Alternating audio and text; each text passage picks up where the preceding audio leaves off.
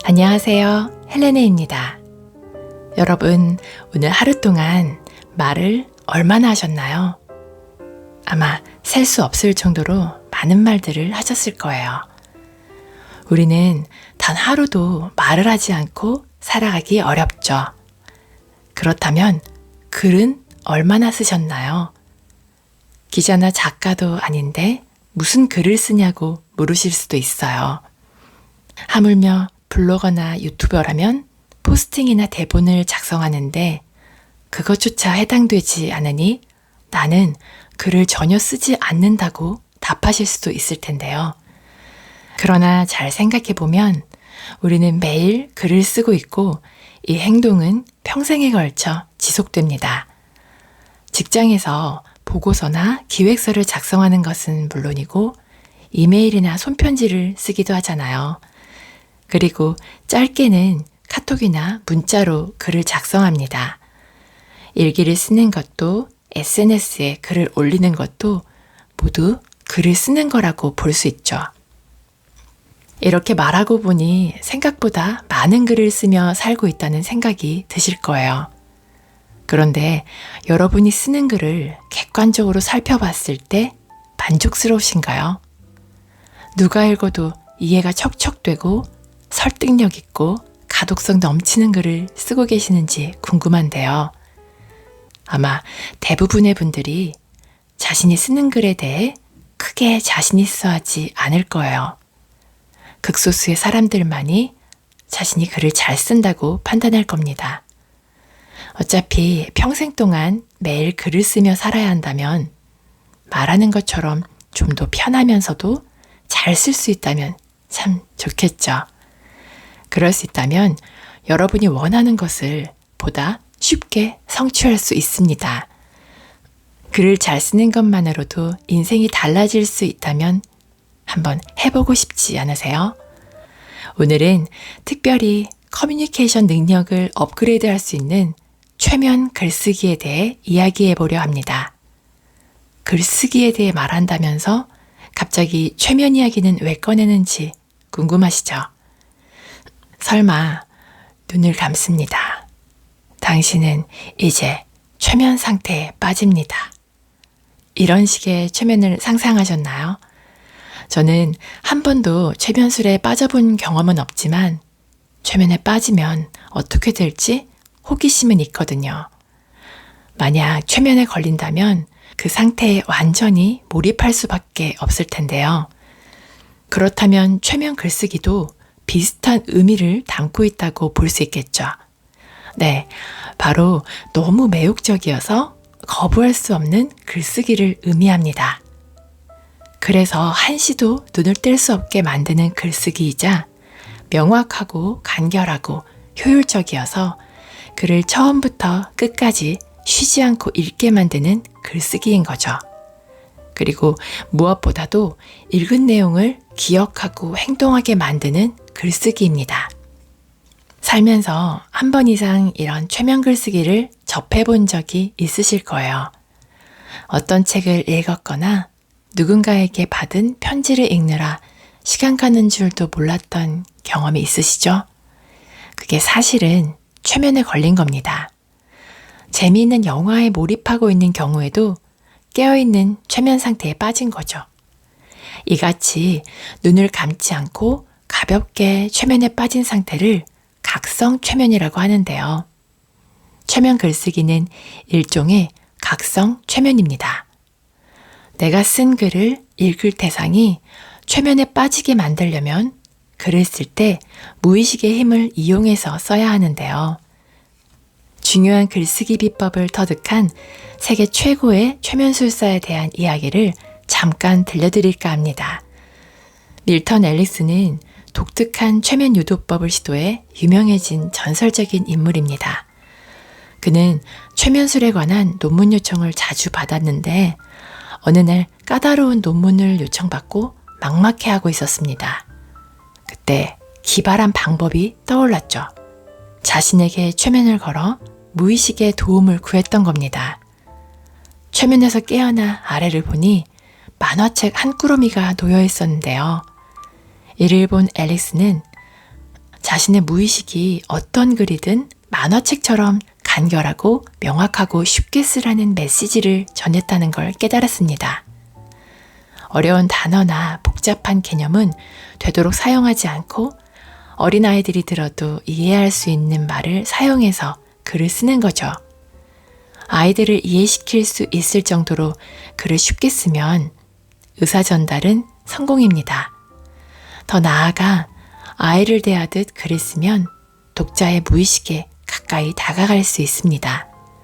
누구나 내면에 아이와 같은 마음이 있기 마련이니까요.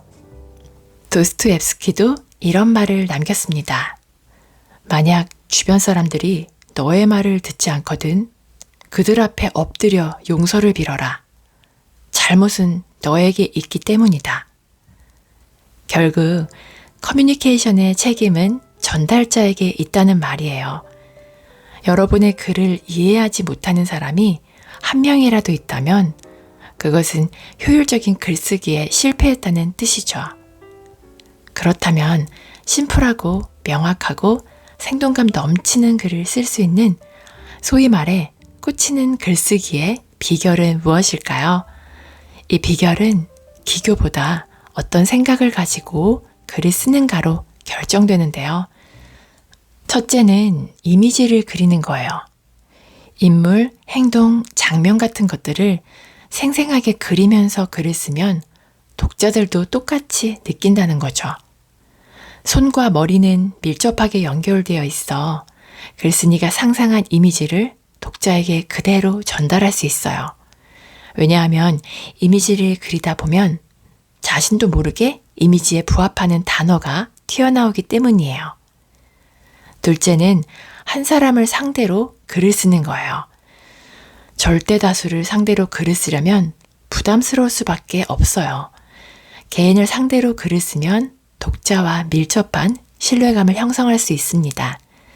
여러분이 쓴 글을 읽는 사람이 수천 명이라 해도 정작 한 사람의 독자는 그 글을 개인적으로 받아들이거든요.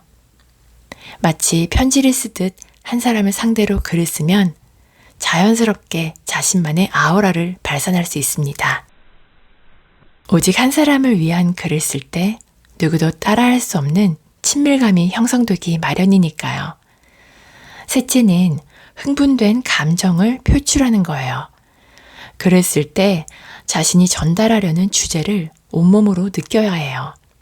그래야 글에 감정이 실리거든요. 우리가 가까운 사람과 만나 대화를 나눌 때면 손짓을 하고 표정을 변화시키면서 목소리를 높였다 낮췄다 하며 다양하게 감정을 표현하잖아요. 그래야 나누는 이야기가 생동감 넘치니까요. 그런데 똑같은 이야기를 글로 쓰려고 하면 왠지 점잖아져요. 그럼 글이 어떻게 되겠어요? 결과는 뻔하겠죠. 그저 그런 글이 되어버릴 거예요. 글을 쓸 때 그 순간의 감정을 억누르지 말고 에너지와 열정을 고스란히 담아내 보세요. 잠깐 제가 예전에 피아노를 배울 때 이야기를 들려드릴게요. 연주곡마다 표현해야 하는 분위기가 다르잖아요. 저를 가르쳐 주셨던 선생님이 첫 수업 시간에 하셨던 말씀이 아직도 기억에 남아있어요. 어떤 소리를 내야 할지 먼저 상상한 다음 건반을 터치해야 그런 소리가 난다는 거예요. 신기하게도 아무 생각 없이 피아노를 칠 때랑은 다르더라고요. 글도 마찬가지입니다. 넷째는 요점을 짚는 거예요. 글을 쓰는 여러분이나 글을 읽는 독자나 대부분의 사람들은 다 바빠요. 우리의 감각을 자극하는 정보가 매일 쏟아지고 있고 서로 관심을 가져달라고 하는데 그걸 다 소화해낼 시간이 없죠. 이러니 긴 단어, 문장, 두꺼운 책에 관심을 집중하기가 점점 어려워집니다. 하지만 사람들은 짧은 시간 안에 최대한의 지식과 정보를 습득하고 싶어 하잖아요. 그러려면 글을 쓸 때 말하고 싶은 것은 전달하되 필요 없는 문장은 과감히 버려야 해요. 앞서 말씀드렸던 세계 최고의 최면술사가 알려줬던 것처럼 아이들이 독자라고 생각하면서 글을 쓰는 거예요. 재미있고 쉬워야 실증나지 않고 끝까지 읽히는 글이 됩니다. 마지막 5번째는 평가하지 않는 거예요. 글을 쓴 당사자가 자신의 글이 좋은지 나쁜지 평가할 수 있을까요? 평가할 수 없어요. 결정권은 독자에게 있으니까요. 글을 쓰는 사람이 할 수 있는 일은 최선을 다했을 때 평가는 독자에게 맡겨야 합니다.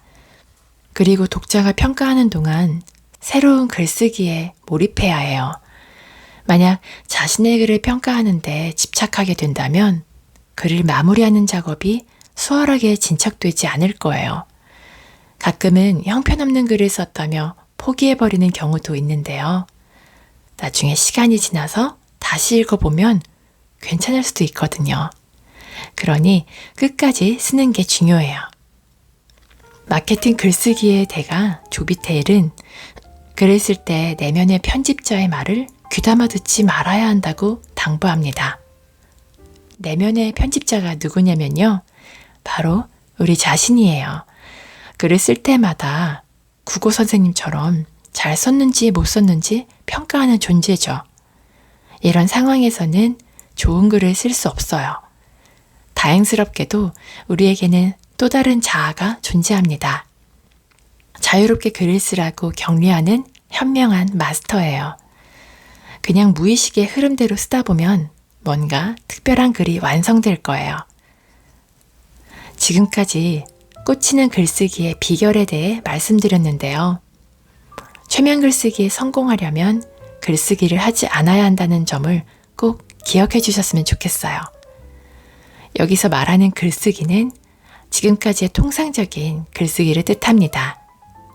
그저 이야기하듯 편안하게 처음부터 끝까지 쭉 써보세요. 누구에게 이야기할지는 여러분 마음입니다. 상상 속 대상에게 말을 걸어 글을 들려주고 질문을 추측하며 글을 이어가 보세요. 완벽할 필요는 없습니다. 그런 글은 애초에 없어요. 존 러스킨이 이런 말을 남겼죠. 어떤 훌륭한 작품도 완벽해질 수 없다. 완벽함을 요구하는 것은 예술의 목적을 오해한 것이다. 일단 쓰고 그 다음에 교정하면 됩니다. 그러다 보면 여러분의 글은 독자를 최면에 빠뜨리는 매혹적인 글이 될 거예요. 감사합니다. 지금까지 헬렌이었습니다.